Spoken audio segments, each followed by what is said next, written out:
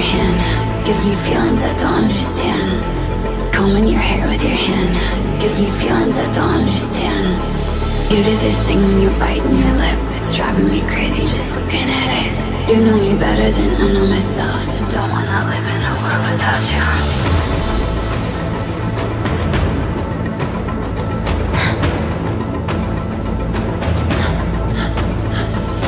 You do this thing when you're biting your lip, it's driving me crazy just looking at it. You know me better than I know myself. I don't wanna live in a world without you. World without you. Driving me crazy just looking at it. World without you. Driving me crazy just looking at it. You do this thing when you're biting your lip.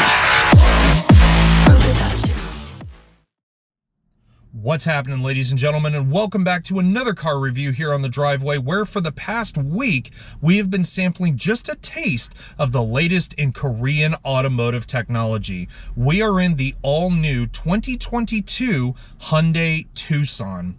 Now, some of you guys who have been with me for a while may know that I actually worked for Hyundai at one point at one of their North Houston dealerships here from 2014 to 2019. But in the time frame that I've been away from the brand, Hyundai has completely reinvented their image from the ground up, and this new Tucson proves that point exactly. Now, what's cool about the Tucson we're driving today is not only is it a limited all-wheel drive, so a pretty well-equipped model to say the least, but after a long, lengthy slumber, this is a Tucson hybrid. Oh yeah, the efficiency of electricity and the power of gas has come back in force. Now, it's not exactly inexpensive, but nor is it the most expensive thing in the world either. The one we're in stickers just under $39,000 MSRP. So definitely quite a bargain, considering that everything you'll see in this review today comes as standard on the car that I'm driving now. But one of the best things about a hybrid that I've sort of enjoyed, but kind of had hit and miss feelings about, is being out on the road. If you want to sample that, then come along, because let's hit the button and let's take a journey.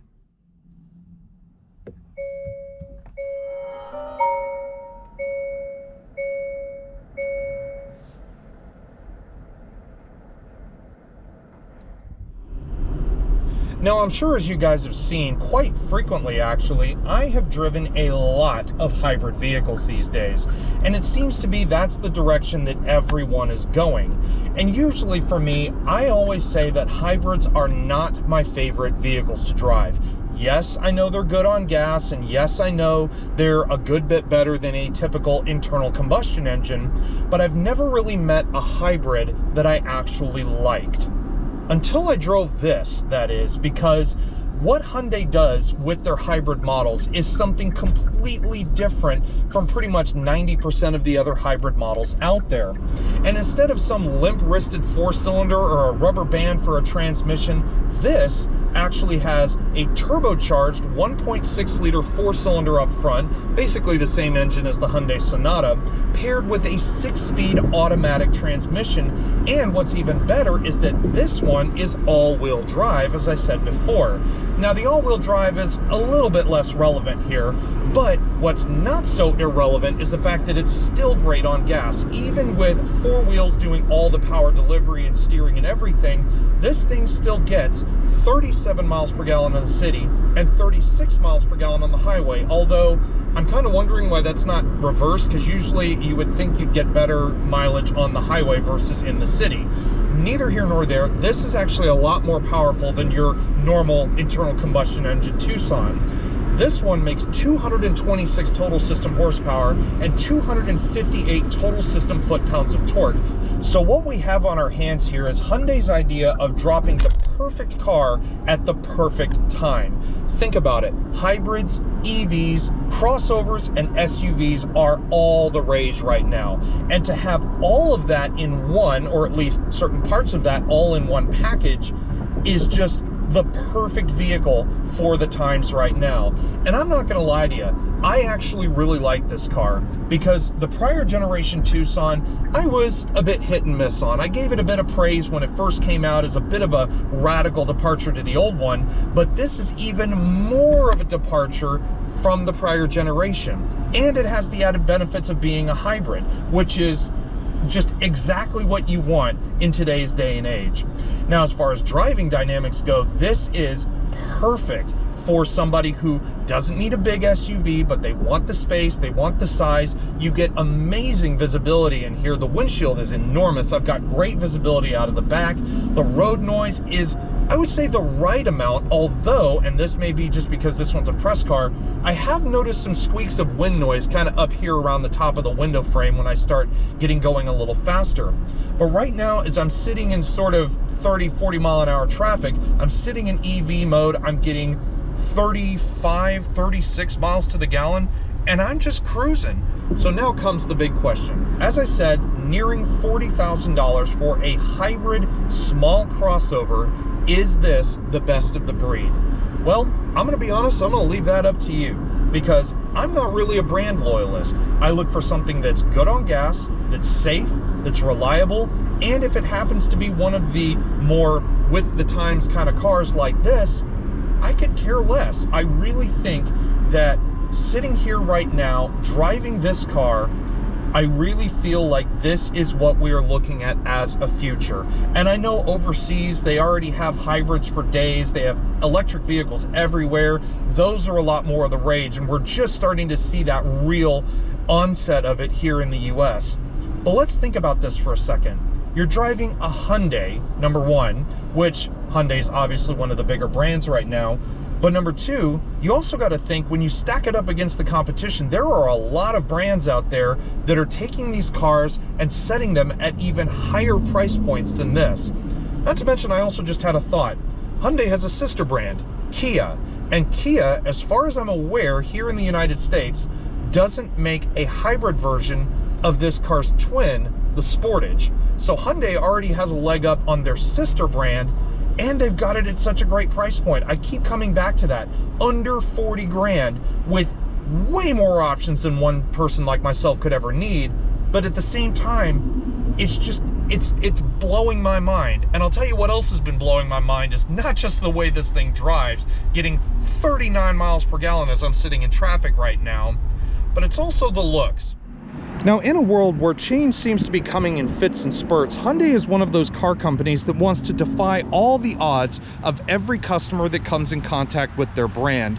And it doesn't just take one look at this new Tucson to understand that. I mean, look at the rest of the range. You have the new Santa Cruz, i.e. the little mini pickup truck. You have the new Sonata, which was first introduced in 2020. You have the new Elantra, the redesign of the Santa Fe, the upgrades to the Palisade. I mean, need I say any more?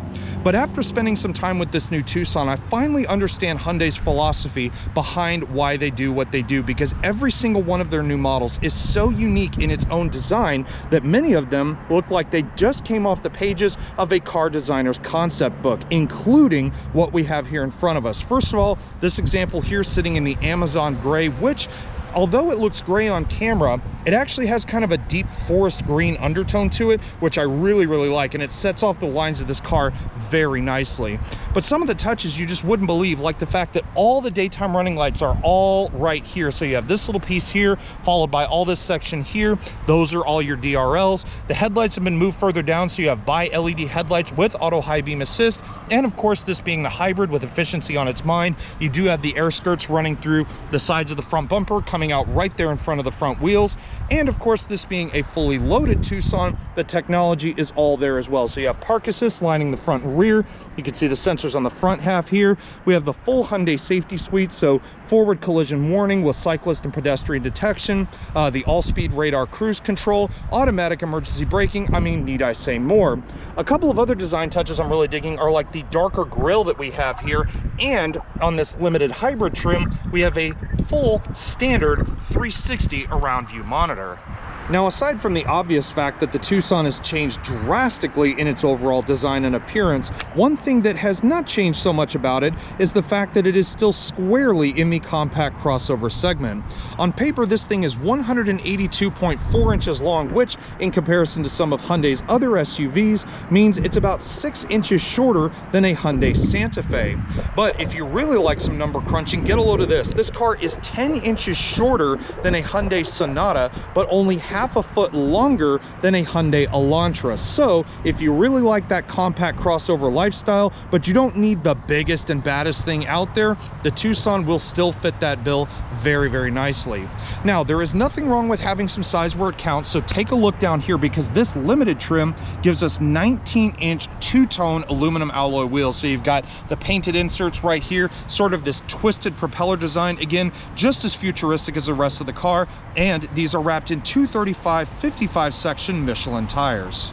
Now, at this point, we would normally be talking about all the technology down the side of the Tucson, but one thing that has still been drawing my eye is just all of the crazy body lines going on here. Look at this, going along the top of the fender where it meets sort of this crease in the middle of the door, and it sort of follows its way down to sort of the front edge where it meets the fender, and then it almost seamlessly transitions into this origami-like shape with this weird rear haunch coming up over, and then it meets the belt line right at the point on the taillights, which is just, I still can't get over that. Hyundai, what are you doing? Now, if you want to talk about tech, we shall continue, because here on the side we have the body colored side view mirrors, LED turn signals with a nice little lashing of metallic silver on there. They are equipped with blind spot monitoring and rear cross traffic alert. Of course, you would expect such a thing in a near $40,000 vehicle, but you do also have Hyundai's new Smart Access, which I absolutely love, this new key fob, and it is quite sizable to say the least, and we have a slew of buttons to go through. You have the typical ones: lock, unlock, power tailgate, panic. Of course, you have the remote start to go along with that as well. But then you're probably wondering, what are these two buttons with the two P's on them? Well, that's because this Tucson is equipped with... Look who's got Smaht Pahk. Smaht Pahk? Just hit the clicker, car packs itself. It's smart. It's wicked smart, and I can pack it anywhere.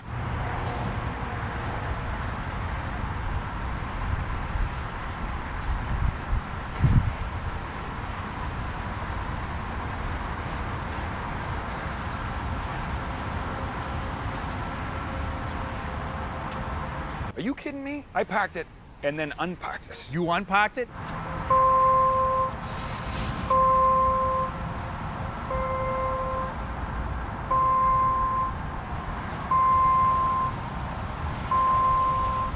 Now, assuming you've had enough fun with your Smaht Pahk system and the vehicle is where you want it and you just want to go about your day, you can lock and unlock this car using one of three methods. You can either use the key itself, you can use the Hyundai digital key, which is available through the Hyundai app, which means you can simply leave the key fob at home, and using your phone, you can actually lock, unlock, and drive away in the vehicle. But if you want to use it like the normal smart key system, right now the car is locked, so all you have to do that is push the little tab on the side. Or if you want to unlock it, you just grab the handle as you would any other. Now, if it's anything like what we've seen so far, the back of the Tucson should be just as crazy looking as the rest of it. And oh yeah, it is. Look right here, guys. Look at the taillights. They're full LEDs, as you would expect. You've got a backup camera right there in the middle. You've got the Hyundai badge actually encased in the back glass here, or at least kind of a separate portion of it. And I'm actually really glad they did that, because that badge is quite large. And if they stuck it somewhere like right here on the lower tailgate, I just do not think that would work at all. But I love the simple things like the text of the hybrid badge. This one, as I said, is all-wheel drive, so you have to have the H-track badge right next to it. But you also have some other uniqueness, like the fact that the turn signals are so far down, kind of like the headlights up in the front. But I do believe the turn signals are the only lights on this car that are incandescent. You've got the rear half of the park assist with the sensors following the lower part of the bumper. And just look at the design of this rear end as well. Look at these little diamond shapes. Just so intricate and just so weird seeing this on really any car for that matter that's not some crazy outlandish badge. Now, considering the Tucson's smaller stature, one would probably be curious as to how spacious is it in terms of hauling my stuff, much less hauling me and my family. Well, if you want to get into the tailgate, you can either use the tailgate latch, which is integrated right there into the bumper, or you can use the hands-free Smaht tailgate, which is one of the reasons why I'm standing so far back. This isn't like one of those smart tailgates where you kick your foot or you do some kind of wavy footy magic trick. This just simply requires you to have the key within a certain distance of the vehicle, and as you walk up, you'll see it starts to beep, and that is all there is to it. Now, once you get past the fancified tailgate, and depending on which version of the Tucson you go with, this is still a very versatile vehicle overall.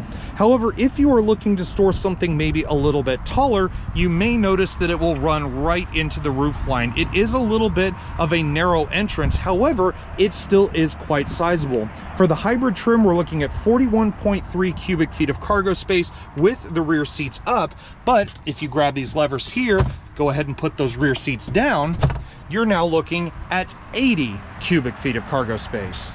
Now, remember that statement I made earlier, how I said the Tucson looks like something that fell out of the pages of a designer's sketchbook?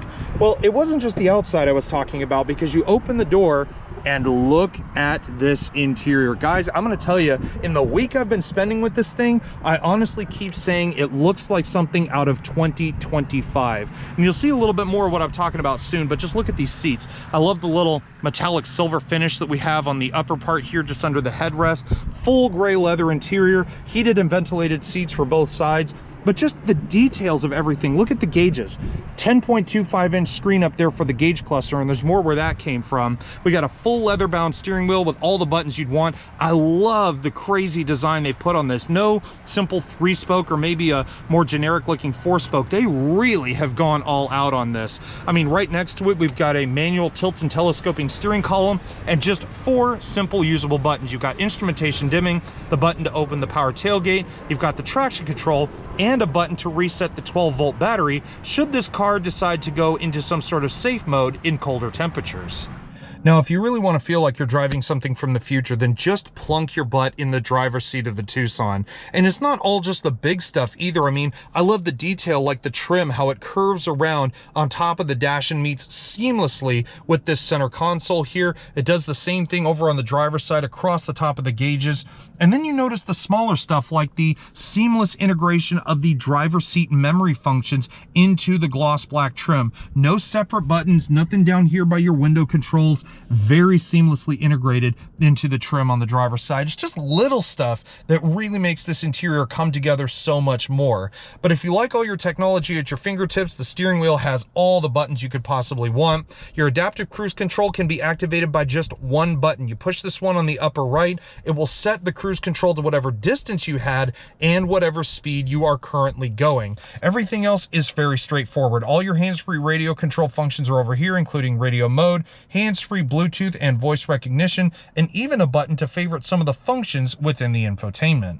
Now, the gauge cluster is absolutely beautiful. It sits nice and low, but I just love the way everything is laid out. And you can change the color of this by using the drive mode select in the center. Right now we're sitting in eco mode, but you can go into sport, which turns it bright red and definitely gives it a much more aggressive appearance. You can go into smart mode, which has always been one of my favorites. Or if perhaps you live in one of those areas where you need a little extra traction, there is snow mode as well. Now, of course, you can't control everything in this car from the gauge cluster. So, as I said before, Hyundai has included a 10.25-inch screen to also act as the infotainment system. Now, as much as I love the screen, I love the design of it, I love the design of really this whole upper console in general, I see one big problem glaring me in the face, which is there are no physical buttons here. Whether it's on the dual zone climate control or whether it's any of these touch sensitive functions up here, they are all touch sensitive. And me being the stickler that I am for keeping my car clean, it would be a nightmare chasing my tail around with this thing, having to constantly clean all that off to keep the fingerprints off and having this car look nice and clean. but that's just me. As far as the infotainment system goes, it works very much like a smartphone. You can swipe left and right in order to get to different functions within. You have a standard GPS navigation in here, which is nice to have, but you also have Android Auto, Apple CarPlay, which you can access through the phone projection function here up in the upper right hand corner. But you have all the other standard stuff: Bluetooth telephone, voice memos, you have your media functions up here. You even have the sounds of nature, which is nice. So if you've had, say, a long day at work, you can sit back in your car, turn on the heated or ventilated seat, and put on some of your favorite sounds of nature. The other things, though, that I find quite confusing about this system are things like the touch functions for the climate control. I mean, you have a physical station down here with all the buttons you could need. Why do you need it up here in the screen itself? That still does not make any sense to me whatsoever. Now, it also does include all the other necessities you could possibly need. So we go down here into this very awkward touch button shifter here, put it in reverse. But anyway, you put it in reverse and you can see we have a split screen here for the backup camera system. So you have the 360 monitor over here on the right and the adjustable backup camera over here on the left. If you want to adjust it, you have everything from a top-down function. You can look out the side cameras as well as using the 360 monitor. But I think I'll have the regular backup camera because using those other two has been a little bit of a challenge for me. Now, if you put it in drive, now you see you're looking out the front of the car and you can do exactly the same things. You have top down, looking out the sides, but I just prefer the normal one. Although, if you get this car up to, I think it's about 10 or 15 miles an hour, that will go away on its own. It does not stay on permanently. Aside from the usual stuff you can do within the infotainment, there are some fun things you can play around with, like, for example, the ambient lighting system. You simply go into setup. In this case, you would go to vehicle, scroll down a little bit, go into lights, and then click ambient lighting. And there are a couple different ways you can have fun with this. First of all, you can see you can link it to your drive mode. So for example, if I'm in eco mode, there's sort of a dark greenish light that appears around the interior. If I go into sport, it turns red. If I put it in smart, it turns this beautiful ice blue color. But if you don't like that, you can simply deactivate that, click on the color wheel, and instantly you've got access to multiple different shades. You can even create your own custom color if you so desire, but my particular favorite is the ocean blue, this beautiful deep kind of marine blue color, and it really adds a little bit more of a nicer color on the eyes, especially when you're driving at night. Now, as much as I have my few little faults with things like the infotainment system and the giant fingerprint catcher down here, the one thing I am glad about is the fact that Hyundai actually put a half-decent sound system in here. This has an 8-speaker Bose premium audio system in here, standard on the Limited, and sound quality-wise, it's not bad. I've had some kind of hit and miss times with Bose audio, but for what it's worth, it's not bad.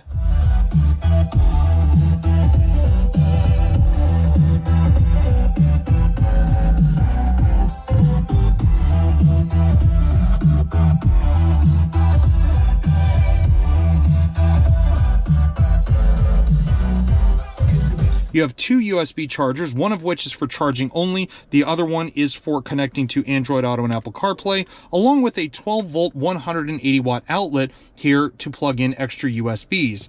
Now, I was expecting the wireless charger in this thing to be sitting maybe down here, just have my phone sitting flat, but instead it's perched at a very peculiar angle up against this middle console here, which is kind of odd. It would be very easy for me, especially sitting from my perspective, to completely not notice that my phone was sitting up against the charger. It's just kind of bizarre. But of course, what would any fully loaded SUV be without a giant panoramic sunroof to go with it? Now, this is standard on the Limited. However, you can get a smaller size on lower trims. But if you want to retract just the shade, you just simply pull this center tab towards you just a little bit. That will release the shade all the way back. Or you can pull it even further towards you, and it does all the functions in one.